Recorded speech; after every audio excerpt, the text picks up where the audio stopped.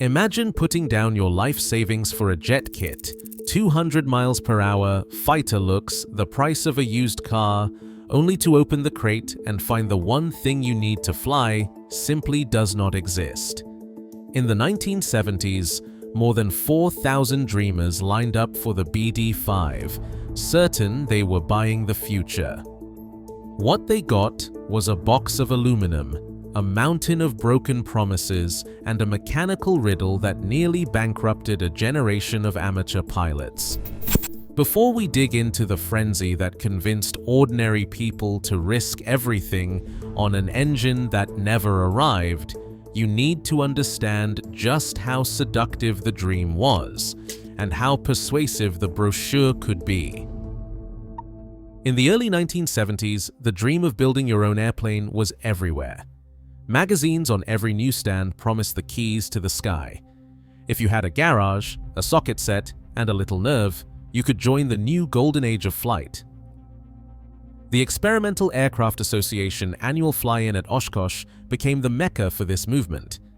Rows of tents and hangars overflowed with men and women swapping blueprints and swapping stories, convinced that the next big leap in aviation would come from someone's backyard, not a corporate boardroom. Factory-built planes were slipping out of reach for most people. A brand new Cessna or Piper cost more than a house in some towns, and insurance rates were climbing fast. But the kit plane world was booming. The FAA 51% rule put the builder in charge of airworthiness, and that freedom drew in everyone from Vietnam vets to dentists.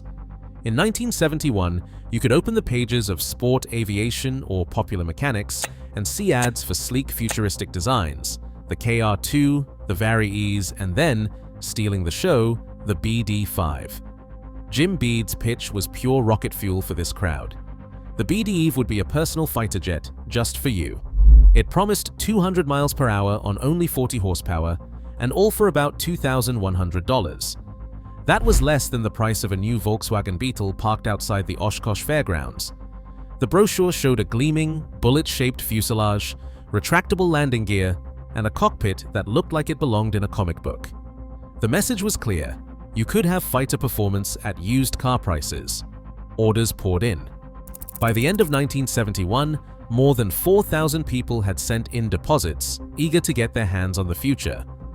These were not just seasoned pilots, they were teachers, mechanics, and hobbyists, people who had grown up watching Chuck Yeager break the sound barrier and believed the next great leap could start in their own driveway.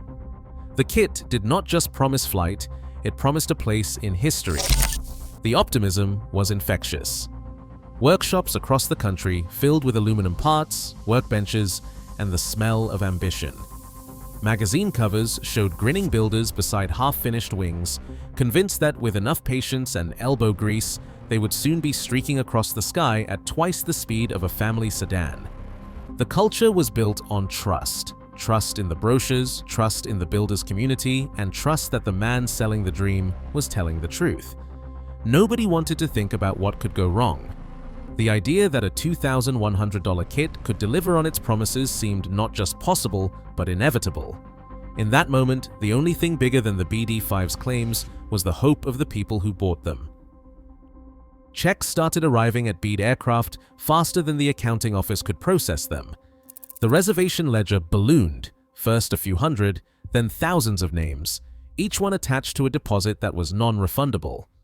The company's order book swelled past 4,300 paid reservations by the end of 1971. These were not idle promises. These were hard-earned dollars, wired in from every corner of the country by people who believed they were buying a spot in the future. Bede's system was simple and ruthless. Pay your money and you got a place in line. Cancel and you lost your deposit. The fine print was clear, but hope has a way of drowning out warnings. For most buyers, the risk felt theoretical, a line in a contract, not a real possibility. The company's shipping department became a factory of anticipation. Crates of aluminum, bags of rivets, and stacks of blueprints started moving out the door. By the time the operation peaked, more than 5,100 kits had been shipped. Each shipment was a partial promise, a fuselage, a set of wings, maybe a landing gear assembly, delivered in stages. The final, essential piece, the engine, would arrive later, or so the paperwork said. Builders opened their garages to find boxes stamped with the Bede logo and a checklist of parts. Some got the full airframe, others received only the first stage, depending on how deep they had gone in the payment schedule. The missing engine was not a concern yet. Most accepted the explanation that it was simply back-ordered, delayed by the demands of scaling up production. The faith was contagious. If so many others were buying in, surely the odds were good that Bede would deliver. The numbers told a different story. With every new order, the company's exposure grew. Each deposit represented not just a customer, but a financial liability, a promise that had to be kept. The total at risk soared into the millions. But there was no mechanism for a refund, no safety net if something went wrong. The reservation system locked thousands of ordinary people into a contract they could not escape. The scale of commitment was staggering. For most families, the deposit was more than a vacation, sometimes more than a month's pay. Some buyers borrowed against their homes or cashed in savings bonds. The belief was that this was a once-in-a-lifetime chance, a ticket to a world where anyone could become a jet pilot. As the months passed and the shipment numbers climbed, the reality of what was at stake started to take shape. Workshops filled with half-built fuselages, but the heart of the machine remained a promise on paper. The queue system, so efficient at collecting money, offered no protection when the dream began to crack. Thousands of buyers, locked into a non-refundable gamble, waited for the one part that would turn their kit into an airplane. What none of them could see was the storm already brewing behind the scenes. In 1974, the entire BD5 dream hit a wall. The German engine supplier, Herth Motoren, collapsed into bankruptcy. The company that was supposed to deliver thousands of lightweight, high-revving power plants for Bede's personal fighter jet simply vanished from the supply chain. The timing could not have been worse. Bede Aircraft had already taken deposits for more than 4,000 kits, and the order for Herth engines was on the same scale.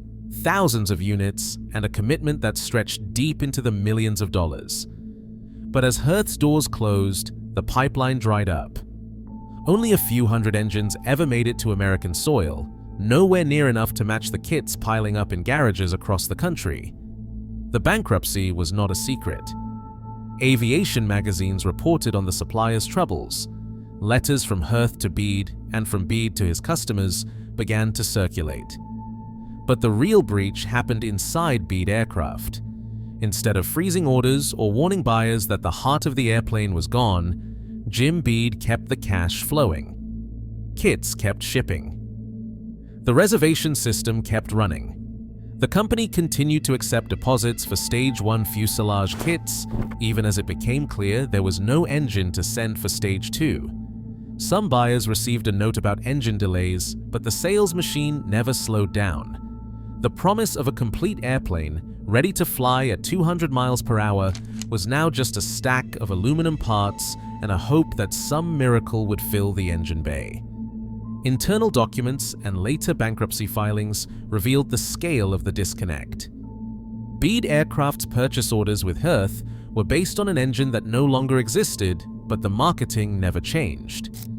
Brochures still touted Herth as the standard power plant, and the company's newsletters offered trade-up deals for buyers who wanted more horsepower. Meanwhile, the engineering team was left scrambling for alternatives, and the accounting department processed deposits as if nothing had happened. By the time the FTC and bankruptcy courts got involved, more than 5,100 kits had been shipped, most without any chance of ever flying. The breach between promise and reality was no longer theoretical. It was stamped on every invoice and every builder's receipt. The moment Herth went under, the BD5 stopped being a product and became a gamble. Jim Bede's choice to keep the orders coming, knowing there was no engine left, turned a technical setback into an ethical disaster. Burt Rutan saw the writing on the wall before most. As director of flight test, he was surrounded by data, test logs, engine readouts, the hard numbers that do not care about hope or hype. In 1973, after months of watching the BD5's promises collide with reality, Rutan walked away. He was not alone. The most talented engineers began to peel off, leaving behind a skeleton crew and a warehouse full of aluminum shells with no heartbeat. With Hearth gone and no engine in sight, the scramble for power became desperate. The BD5 was designed around a specific German two-stroke, but now builders were left to fend for themselves. Some turned to Japanese snowmobile engines, Zanoa mostly, hoping that what worked on a winter trail might somehow survive in the sky. The Zanoa was light and cheap, but it was never meant to run at full throttle for hours. Cooling became a nightmare. Vibration rattled the airframe. More than one builder watched their new engine melt down before the plane ever left the ground. Others went bigger, hacking up Honda Civic engines and cramming them into the BD5's narrow fuselage. The Honda had more power, but at a price. It weighed far more than the original design allowed. The airframe sagged under the extra load. Cooling and mounting became a custom job for every builder. By the time Ed Hinshaw's team got their Honda-powered BD5B off the ground in 1978, it was no longer the $2,000 jet Bede had promised. It was a one-off science project, more Frankenplane than kit. Every engine swap created new problems. The original drive system, a long shaft running from the middle of the fuselage to the tail, was sensitive to balance and vibration. Each new engine brought its own quirks, different torque, different RPM bands, different resonance. Some builders tried to reinforce the shaft or add extra bearings. Others just crossed their fingers and hoped. The result was a patchwork fleet, no two planes exactly alike, each a rolling experiment in what happens when dreams outpace engineering. The risk shifted from the factory to the garage. Bede kept shipping kits, but the burden of making them fly fell on ordinary people. Dentists, mechanics, Vietnam vets, none of them with a test lab or a safety net. The BD5 had become a nationwide science fair, and the stakes were measured in lives. By the mid-1970s, the original vision was gone. What remained was a collection of desperate fixes, each one a silent admission that the heart of the airplane was never delivered. The BD5's promise of fighter jet speed for the price of a used car came with a hidden flaw buried deep in its design. The engine sat behind the pilot, but the propeller was all the way at the tail. Connecting the two was a long, slender metal shaft meant to spin smoothly at thousands of revolutions per minute. In practice, that shaft was not just a piece of steel. It behaved like a spring, twisting at one end while the other end lagged behind, storing and releasing energy in pulses. Every rotating shaft has a natural frequency, a speed where those pulses line up and the whole thing begins to oscillate, building energy instead of damping it out. That resonance is unforgiving. Get the wrong mix of engine, revolutions per minute, and shaft geometry, and the vibration does not fade. It grows. The factory learned this the hard way. During taxi tests, when they moved from the original belt drive to a more direct shaft, the plane began to shake violently. It was not a minor tremor. It was a deep mechanical shudder that threatened to tear the drivetrain apart before the airplane ever left the ground. The fix was not elegant. Bede's team bolted on a freewheel clutch and added extra bearings, trying to patch over the resonance. But every engine swap, whether Hearth, Zanoa, or Honda, changed the shaft's behavior. Each new power plant brought its own quirks and shifted the danger zone up or down the revolutions per minute range. The builder's manual warned that shaft alignment had to be within a hair's breadth of perfect. Miss by even a fraction and the shaft could start to whip like a jump rope, amplifying vibration until metal fatigue set in.